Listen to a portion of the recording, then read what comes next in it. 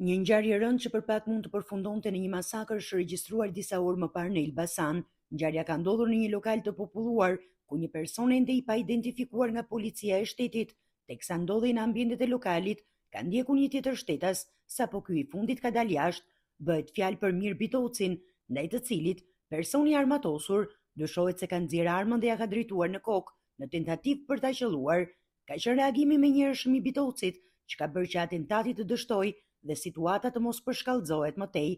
Aktualisht grupi hetimor po punon për identifikimin dhe kapjen e autorit të dyshuar, ndërsa mbeten ende të paqarta rrethanat dhe motivi i kësaj ngjarjeje. Pyetja që ngrihet është nëse bëhet fjalë për një konflikt të çastit apo për një atentat të organizuar dhe planifikuar më herët.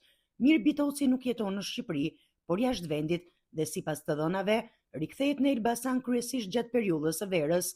Emri i tij është i njohur në Elbasan për aktivitetin e viteve 97-2000, periudhë kur emri i tij është lidhur me disa episode të bujshme në qytet.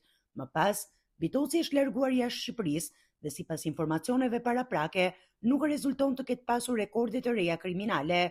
Tashmë mbetet për t'u zbardhur se kush është personi që i drejtoi armën dhe mbi të gjitha, cili ishte shkaku që fshihej pas kësaj tentative atentati.